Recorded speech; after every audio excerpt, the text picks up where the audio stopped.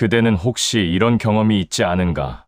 오랜 시간 준비한 일이 드디어 이루어졌을 때 누구보다 먼저 웃어줄 줄 알았던 사람이 오히려 조용해지는 순간을, 기쁜 소식을 전했는데 대화가 어색하게 끝나버리는 그 순간을, 그대의 성공 앞에서 말은 좋겠다라고 하지만 눈빛은 다른 곳을 향하고 말투는 짧아지며 대화가 이상하게 끝나는 그 미묘한 느낌을 그대는 살아오며 여러 번 느꼈을 것이다. 정약용은 말했다. 벗을 택함은 스승을 택하는 것과 같다. 그만큼 사람의 마음을 가려내는 일은 그대의 인생 전체를 바꾼다. 오늘 그대와 함께 내가 잘되면 불편해하는 친구의 마음 구조를 들여다보겠다. 이 마음의 구조를 알면 그대는 더 이상 상처받지 않을 것이며 누가 진짜 그대의 곁에 머물 사람인지 분명히 보이게 될 것이다. 여기서 정약용이 늘 강조했던 그 말을 다시 떠올려보자. 말이 아니라 마음의 방향을 보라. 사람의 말은 꾸밀 수 있지만 그 마음이 향하는 방향은 감출 수 없기 때문이다. 작은 표정, 짧은 말투, 그리고 그대가 잘될 때의 반응, 이 세 가지는 그대가 아무리 숨겨도 상대의 본심을 반드시 드러낸다. 정약용은 사람을 쓰는 데는 의심하지 말아야 한다고 했지만 또한 의심스러우면 가까이 두지 말라고도 했다. 친구와의 관계도 마찬가지다. 그대가 잘될 때 진심으로 기뻐하는 사람이 있고 속으로는 불편해하는 사람이 있다. 둘의 차이는 무엇인가? 바로 마음의 방향이다. 진짜 친구는 그대의 성공을 자신의 기쁨처럼 여긴다. 하지만 질투하는 친구는 그대의 성공을 자신의 손해처럼 받아들인다. 이제부터 그 마음의 구조를 하나씩 살펴보자. 첫 번째 마음은 남의 기쁨을 자신의 손해로 여기는 마음이다. 질투하는 친구의 마음은 그대의 성공을 자신의 실패처럼 받아들이는 데서 시작된다. 왜 그렇게 되는가? 정약용은 말한다. 사람의 마음이 흐트러지면 비교에 빠진다. 비교에 묶인 사람은 남의 기쁨을 기쁨으로 보지 못한다. 그대가 올라가면 자신이 내려가는 것 같고 그대가 빛나면 자신이 초라해지는 것 같다. 이것은 그들의 잘못이 아니다. 다만 그들의 마음이 비교라는 감옥에 갇혀 있을 뿐이다. 그대가 기쁜 소식을 전할 때 그들의 얼굴은 잠시 굳고 목소리는 잠시 흔들린다. 말은 좋겠다라고 하지만 마음은 왜 하필 너인가라고 묻는다. 오, 그래, 좋겠네라고 말하지만 그 뒤에 침묵이 길다. 부럽다라고 말하지만 그 부러움 속에는 축하가 아니라 비교가 들어있다. 이들은 세상을 제로섬 게임으로 본다. 그대가 얻으면 자신이 잃고 그대가 성공하면 자신이 실패하며 그대가 행복하면 자신이 불행해진다고 생각한다. 하지만 진실은 그렇지 않다. 세상의 기쁨은 정해져 있지 않다. 그대가 웃는다고 해서 다른 사람의 웃음이 줄어드는 것이 아니다. 그러나 비교에 갇힌 사람은 이 진실을 보지 못한다.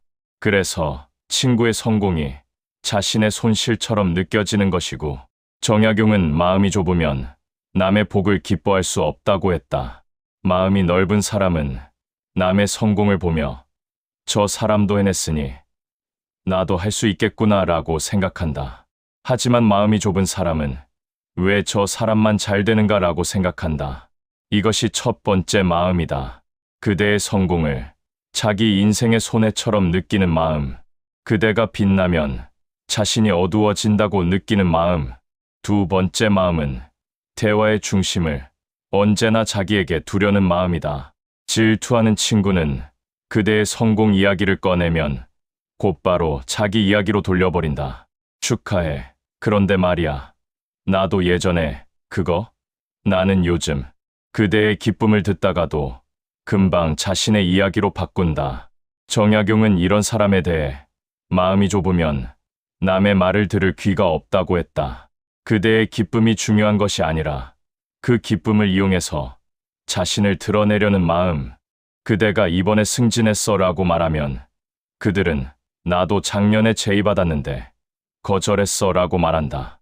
그대가 드디어 집을 샀어 라고 말하면 그들은 나는 투자로 더 큰 집 살 수 있었는데 안 했어 라고 말한다. 그대가 아이가 상을 받았어 라고 말하면 그들은 우리 애는 그런 거 안 해도 공부 잘해라고 말한다. 모든 대화가 비교의 무대가 되어버린다. 그대의 이야기는 언제나 잠시 머물다가 결국 그의 이야기로 흘러들어간다. 그대가 힘들어질 이유가 여기 있다. 그대는 나누고 싶은 마음으로 말하지만 그는 비교하고 싶은 마음으로 듣고 있기 때문이다. 그대는 함께 기뻐하고 싶었지만 그는 누가 더 잘났는지 재고 있었던 것이다. 정약용은 말했다. 법과 함께 글을 읽으면 날로 나아진다. 진짜 친구는 함께 있을 때 서로를 키운다. 하지만 질투하는 친구는 함께 있을 때 서로를 지치게 만든다. 때로는 더 교묘하다. 그대의 좋은 소식을 들으면 잠시 침묵하다가 전혀 다른 주제로 대화를 바꾼다. 그래, 좋겠다. 그나저나 날씨 참 좋지. 오, 그렇구나. 아, 맞다. 저번에 말했던 그거 있잖아. 그대의 기쁨은 그렇게 흘려보내진다. 이것이 두 번째 마음이다. 그대의 성공을 자신을 드러내는 도구로 쓰는 마음. 그대의 기쁨을 듣는 것이 아니라 그것을 발판 삼아 자신의 이야기로 돌아가려는 마음. 세 번째 마음은 남의 불행에서 위안을 얻는 마음이다. 정약용은 마음의 나쁨 중 하나로 남의 어려움에서 편안함을 얻는 마음을 경계했다. 질투하는 친구는 그대의 실패, 힘듦, 좌절에서 알게 모르게 안심한다. 왜냐하면 그대가 흔들려야 자신이 안정되기 때문이다. 그대가 낮아져야 자신이 덜 초라해지기 때문이다. 그래서 그대가 힘들다는 말을 하면 진심 어린 위로 대신 은근한 비교가 나온다. 그 정도는 아무것도 아니야. 나도 더 힘들었어. 그래도 너는 나보다 나은 편이야. 입으로는 안 됐다고 하지만 눈빛에는 평온함이 비친다. 그대의 실패 이야기를 들을 때 오히려 표정이 밝아진다. 그대의 어려움을 들을 때 오히려 대화가 길어진다. 그들은 그대가 힘들 때 비로소 마음이 편해진다. 왜냐하면 이제 균형이 맞춰진 것 같기 때문이다. 너도 힘든 게 있구나. 너도 완벽하지 않구나. 너도 나처럼 고민하는구나. 이런 생각이 그들에게 안도감을 준다. 진짜 친구는 그대가 힘들 때 진심으로 걱정한다. 그대의 어려움을 자신의 일처럼 걱정하고 할 수 있는 도움을 찾으려 한다. 하지만 질투하는 친구는 그대의 어려움에서 자신의 평안을 얻는다. 정약용은 남의 불행을 기뻐하는 것은 사람의 도리가 아니다라고 했다. 그러나 질투에 빠진 마음은 스스로도 모르게 이 도리를 벗어난다. 이들은 노골적으로 기뻐하지는 않는다. 다만 미묘한 신호로 드러날 뿐이다. 그대가 실패 이야기를 말할 때 고개를 끄덕이는 횟수가 많아진다. 그대가 힘들다고 할 때 맞아, 맞아라는 말이 많아진다. 그대가 좌절한다고 할 때 오히려 대화가 깊어진다. 이것이 세 번째 마음이다. 남의 불행에서 자신의 평안을 얻으려는 마음. 그대가 힘들어야 자신이 덜 초라해지는 마음. 정약용은 이렇게 결론 내린다. 친구를 가려내고 마음을 지켜라. 정약용은 말한다. 질투하는 친구를 미워하라는 뜻이 아니다. 그들의 마음은 그들의 상처와 비교에서 온 것이므로 그대를 향한 악의만으로 판단할 필요는 없다. 그들도 고통스럽다.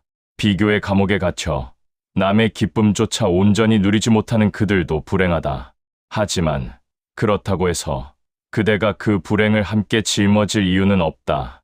그대의 마음을 지키기 위해 거리는 반드시 두어야 한다. 그대의 기쁨을 기쁨으로 받아주지 못하는 사람, 그대의 성공을 자신의 실패처럼 여기는 사람, 그대의 어려움에서 위안을 얻는 사람, 이들은 그대의 인생을 함께 걸어갈 친구가 아니다. 정약용은 벗을 사귐에는 믿음으로써 한다고 했다. 그런데 그대가 잘 될 때 불편해하는 사람을 어떻게 믿을 수 있겠는가? 정약용이 말한 좋은 친구의 관계는 군자의 사귐은 물과 같이 담백하다는 것이다. 서로를 가볍게 여기지 않고 서로가 자라나는 것을 기뻐하는 관계. 그대의 기쁨을 자신의 기쁨처럼 여겨주는 사람, 그대의 고난을 자신의 일처럼 걱정하는 사람, 그대가 성공했을 때 나도 힘이 난다고 말하는 사람, 그 사람이야말로 그대가 평생 곁에 둘 진짜 친구다. 그렇다면 어떻게 가려낼 것인가? 정약용은 말한다. 3번 생각한 후에 행한다. 그대가 잘 될 때 누가 진심으로 웃어주는지 살펴보라. 그대가 어려울 때 누가 조용히 곁에 있어주는지 기억하라. 그대가 기쁜 소식을 전했을 때 누가 자기 이야기로 돌리는지 보라. 그대가 힘들다고 했을 때 누가 위로가 아닌 비교를 하는지 보라. 그리고 그대가 마음을 지킬 때 비로소 그대의 삶은 평안해진다. 모든 사람에게 그대의 기쁨을 나눌 필요는 없다. 진짜 기뻐할 사람에게만 그대의 소식을 전하라. 진짜 위로할 사람에게만 그대의 어려움을 말하라. 그것이 그대의 마음을 지키는 길이다. 정약용은 홀로 있을 때를 조심하라고 강조했다. 하지만 나는 덧붙이고 싶다. 친구를 가려낼 줄 알아야 한다. 누구와 함께하느냐가 그대의 마음을 결정한다. 나도 혹시 누군가에게 그런 친구는 아니었는가? 여기까지 읽으며 그대는 혹시 불편한 마음이 들지 않았는가? 아, 내 주변에 그런 사람이 있었구나 라고 생각하며 누군가의 얼굴이 떠올랐을 것이다. 그런데 정약용은 언제나 이렇게 말했다. 날마다 3번 나를 살핀다. 남을 판단하기 전에 먼저 자신을 돌아보라는 것이다. 그렇다면 묻고 싶다. 나는 혹시 누군가에게 그런 친구는 아니었는가? 친구가 좋은 소식을 전했을 때 그대는 진심으로 기뻐했는가? 아니면 속으로 왜 하필 저 사람만 이라고 생각하지 않았는가? 친구가 승진했다는 말을 들었을 때 정말 축하해 라고 말하면서도 속으로는 조금 불편하지 않았는가?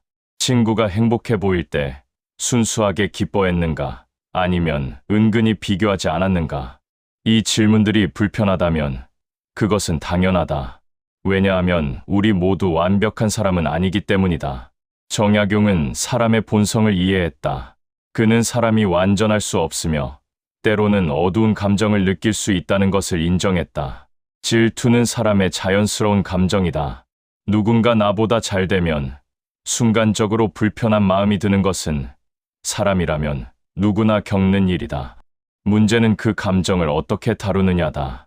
정약용은 마음이 바르면 몸이 바르다고 했다. 여기서 중요한 것은 감정을 느끼는 것과 그 감정대로 행동하는 것은 다르다는 점이다. 친구가 잘 되었을 때 순간적으로 불편한 마음이 드는 것, 이것은 자연스러운 감정이다. 하지만 그 감정을 그대로 드러내어 친구를 불편하게 만들거나 자기 이야기로 돌리거나 친구의 기쁨을 빼앗는 것, 이것은 선택이다. 그렇다면 어떻게 해야 하는가? 첫째, 감정을 인정하라. 아, 나는 지금 질투를 느끼고 있구나. 이렇게 스스로에게 솔직해지는 것이 첫 번째다. 감정을 부정하면 그 감정은 더 커진다. 하지만 인정하면 그 감정을 다룰 수 있게 된다. 둘째, 이유를 살펴보라. 왜 질투가 느껴지는가? 정약용은 사실에서 진리를 구하라고 했다. 친구가 잘 되어서 불편한 이유는 무엇인가? 내가 부족하다고 느껴서인가? 내 삶이 만족스럽지 않아서인가?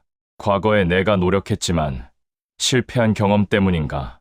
이유를 알면 해결의 실마리가 보인다. 셋째, 생각을 바꾸라.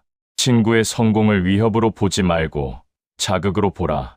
저 사람도 해냈으니 나도 할 수 있겠구나. 저 사람의 방법을 배워볼까? 저 사람이 기쁜 일이 나에게도 좋은 자극이 되는구나. 정약용은 가르치고 배우면 서로 잘한다고 했다. 친구의 성공을 배움의 기회로 삼으라. 넷째, 축하하는 연습을 하라. 처음에는 어색할 것이다. 마음이 따라가지 않을 것이다. 하지만 계속 연습하라. 정말 축하해. 어떻게 했어? 궁금해. 내가 해내서 나도 기뻐. 이렇게 말하는 연습을 하다 보면 어느새 마음도 따라온다. 정약용은 말과 행동이 같아야 한다고 강조했다. 하지만 때로는 행동이 먼저 가고 마음이 나중에 따라오기도 한다. 질투는 부족함에서 온다. 내 삶이 가득 차 있으면 남의 성공이 위협으로 느껴지지 않는다. 정약용은 유배지에서 18년을 보내며 세상의 모든 것을 빼앗긴 상태였다. 하지만 그는 책을 읽고 글을 쓰며 자신을 채웠다. 그래서 남을 질투할 여유가 없었다. 그대도 마찬가지다. 그대의 삶을 채워라. 그대가 좋아하는 일을 하라. 그대가 이루고 싶은 것에 집중하라. 내가 가득 차 있을 때 남의 성공은 더 이상 위협이 아니라 축하할 일이 된다. 그래도 힘들다면 그것도 괜찮다. 정약용은 완벽한 사람이 되라고 하지 않았다. 다만 조금씩 나아지라고 했다. 천리 길도 한 걸음부터 오늘 하루 친구의 좋은 소식을 듣고 진심으로 축하하는 연습을 해보라. 그것이 첫걸음이다. 하지만 스스로를 돌아보는 것만으로는 부족하다. 질투하는 친구가 분명히 있다면 그들과의 관계를 어떻게 정리할지도 알아야 한다. 정약용은 말했다. 알되 행하지 않으면 알지 못하는 것과 같다. 이제 질투하는 친구를 대하는 구체적인 방법을 알아보자. 정약용은 구체적이고 실용적인 방법을 중요하게 여겼다. 추상적인 말만으로는 부족하다. 구체적인 행동 방법이 필요하다. 1단계. 나누는 범위를 정하라. 첫 번째 실천은 무엇을 누구에게 말할지 선택하는 것이다. 그대의 모든 소식을 모든 사람에게 말할 필요는 없다. 좋은 소식이 있을 때 진심으로 기뻐할 사람에게만 전하라. 질투하는 친구에게는 굳이 자세히 말하지 마라. 요즘 어때? 라고 물으면 그냥 바쁘게 잘 지내라고 가볍게 답하라. 무슨 일 있어? 라고 물으면 별일 없어 라고 짧게 말하라. 이것은 거짓말이 아니다. 선택적으로 나누는 것일 뿐이다. 그대의 삶의 모든 것을 모든 사람과 나눌 의무는 없다. 2단계. 대화의 깊이를 정하라. 두 번째 실천은 대화의 깊이를 조절하는 것이다. 질투하는 친구와는 깊은 이야기를 나누지 마라. 날씨, 일상적인 안부, 가벼운 주제로만 대화하라. 그대의 고민, 그대의 꿈, 그대의 계획. 이런 깊은 이야기는 진짜 그대를 응원하는 사람에게만 하라. 정약용은 말을 조심하라고 강조했다. 누구에게 무슨 말을 할지 신중히 선택하라. 3단계. 만나는 횟수를 줄여라. 세 번째 실천은 만남을 자연스럽게 줄이는 것이다. 갑자기 관계를 끊을 필요는 없다. 그것은 오히려 상처를 만든다. 대신 서서히 거리를 두어라. 요즘 바빠서라는 말로 약속을 조금씩 줄여라. 일주일에 한 번 만났다면 2주일에 한 번으로, 그 다음에는 한 달에 한 번으로 자연스럽게 흐려지게 하라. 정약용은 물러날 때를 알아야 한다고 했다. 관계에도 물러날 때가 있다. 4단계. 선을 분명히 하라. 네 번째 실천은 분명한 선을 긋는 것이다. 만약 질투하는 친구가 그대의 소식을 계속해 묻거나 비교하는 말을 자주 한다면 부드럽지만 단호하게 말하라. 요즘은 그런 이야기 잘 안 하게 되더라. 나는 비교하는 게 불편해. 각자 자기 길을 가는 게 좋은 것 같아. 이렇게 선을 그으면 상대방도 알아차린다. 그리고 진짜 변하고 싶은 사람은 이 선을 존중한다. 하지만 변하지 않는 사람은 이 선을 불편해하며 떠난다. 둘 다 괜찮다. 5단계. 새로운 관계를 만들어라. 다섯 번째 실천은 새로운 관계를 만드는 것이다. 낡은 관계를 정리하는 것만으로는 부족하다. 새로운 관계를 만들어야 한다. 그대를 진심으로 응원하는 사람, 그대와 함께 잘하고 싶어하는 사람, 그대의 성공을 기뻐하는 사람, 이런 사람들을 찾아라. 어디서 찾을 수 있는가? 정약용은 함께 책을 읽고 이야기 나누는 모임을 중요하게 여겼다. 그대도 그대가 좋아하는 것을 중심으로 새로운 사람들을 만나라. 책 모임, 운동 모임, 봉사 모임, 취미 모임, 어디든 좋다. 새로운 환경에서 새로운 사람을 만날 때 그대는 새로운 힘을 얻는다. 새로운 관계를 만드는 세 가지 원칙을 전하겠다. 첫째, 주고받는 관계를 찾아라. 그대에게만 받으려는 사람 말고 서로 주고받는 관계를 찾아라. 둘째, 함께 자라는 관계를 찾아라. 함께 있을 때 지치는 관계 말고 함께 있을 때 자라는 관계를 찾아라. 셋째, 편안한 관계를 찾아라. 가식이 필요한 관계 말고 있는 그대로의 모습으로 있을 수 있는 관계를 찾아라. 정약용은 법과 함께 글을 읽으면 날로 나아진다고 했다. 좋은 친구는 그대를 더 나은 사람으로 만든다. 마지막 당부는 관계를 정리하는 것이 무정한 것처럼 느껴질 수 있다. 하지만 정약용은 말한다. 자신을 닫고 남을 대한다. 자신을 지키지 못하면 남을 제대로 대할 수도 없다. 그대의 마음이 건강해야 그대가 다른 사람에게도 좋은 친구가 될 수 있다. 그러므로 그대의 마음을 지키는 것은 이기적인 행동이 아니라 가장 기본적인 자기 돌봄이다. 실천하라. 오늘부터 조금씩 그대의 관계를 정리하고 그대의 힘을 지키며 그대를 진심으로 응원하는 사람들과 함께하라. 그것이 그대가 건강하고 행복하게 살아가는 길이다. 그대가 잘 될 때 누가 진심으로 웃어주는지 살펴보라. 표정이 밝아지는 사람, 목소리가 높아지는 사람, 정말 축하해. 어떻게 했어? 라고 묻는 사람. 그들이 그대의 진짜 친구다. 반면 표정이 굳어지는 사람, 말이 짧아지는 사람, 곧바로 자기 이야기로 돌리는 사람. 그들은 그대의 친구가 아니다. 그대가 어려울 때 누가 조용히 곁에 있어주는지 기억하라. 괜찮아. 함께 생각해 보자 하고 말하는 사람. 내가 도울 수 있는 게 있을까라고 묻는 사람. 말없이 그대 곁을 지켜주는 사람. 그들이 그대의 진짜 친구다. 반면 그 정도는 아무것도 아니야 라고 말하는 사람. 나는 더 힘들었어 라고 비교하는 사람. 그대의 어려움을 듣고 표정이 밝아지는 사람. 그들은 그대의 친구가 아니다. 사람의 마음은 큰 일에서 드러나지 않는다. 순간의 표정, 짧은 말투, 작은 반응에서 드러난다.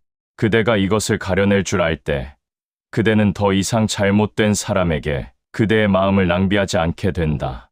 그리고 그대가 마음을 지킬 때 비로소 그대의 삶은 평안해진다.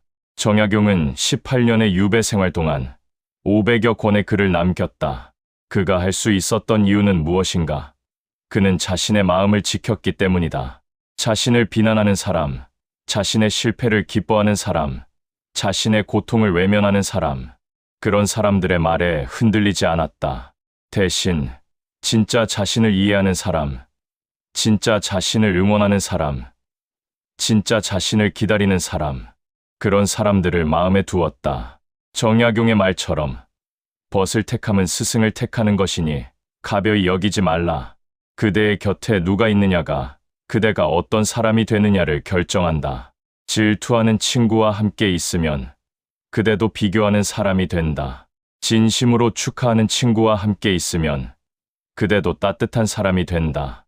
그러므로 그대의 곁을 지켜라.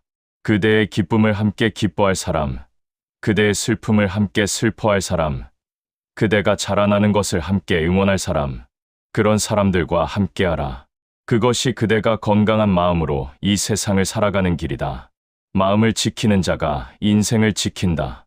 이것이 정약용이 18년 유배 끝에 그대에게 전하는 마지막 가르침이다. 오늘의 이야기를 마칩니다. 잘 들으셨다면 구독 꼭 부탁드립니다. 다음엔 더 좋은 이야기로 찾아오겠습니다.